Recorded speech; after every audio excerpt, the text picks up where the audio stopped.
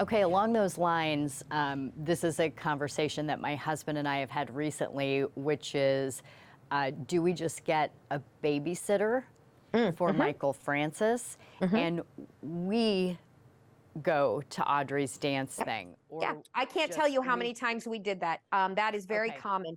For us, we felt if Aaron would enjoy the activity, we would make accommodations and make sure that he went. But like the girls played softball, for our girls did, and they also played in the orchestra in school, and they would have these school plays, and so we would weigh. We always did a pros and cons list, kind of like, do we think he would enjoy it?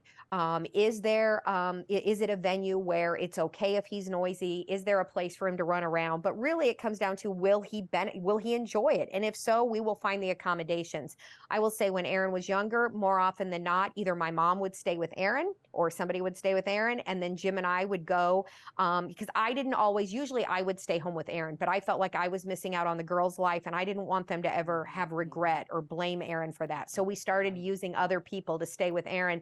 And Aaron preferred it to this day. Now, understand, Aaron is 19, but to this day, we will ask him, hey, buddy, we're going to such and such a birthday party, whatever. It's on this date. It starts at this time. We'll probably be there 2 hours.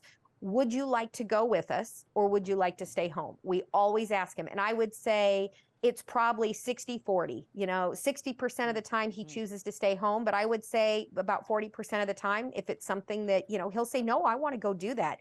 And so the problem is when kids are younger, they maybe can't make that decision, so you have to think about, and it's okay to make a tentative plan. Tentatively, we will plan to go on the train ride or, wherever, take him to this concert. But if he's having a stressful day, if he's not well regulated, because you have to understand sensory is a cumulative effect. So if he had to go to school that day and school was a pretty stressful event that day, and he comes home and, I mean, gosh, there could be lots of things. Maybe he didn't sleep well the night before. Maybe he's constipated. Maybe he's a little stuffy nose. So you're thinking maybe he doesn't feel 100%.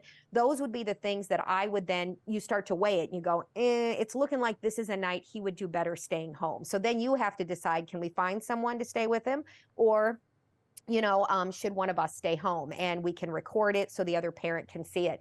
I don't think it's an easy decision. What I'm saying is I think some families say we're going no matter what. We are not letting autism stop us.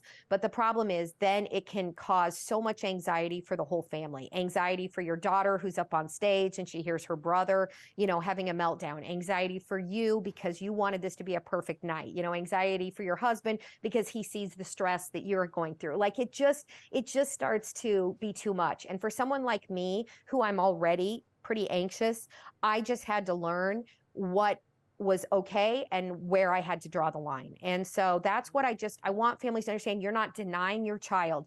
You want your child to have varied experiences, but you don't want your child to have varied experiences at the cost of their mental health. Okay. So that is why the number one strategy is always consider your child's sensory and emotional needs first. That has to be priority. Okay.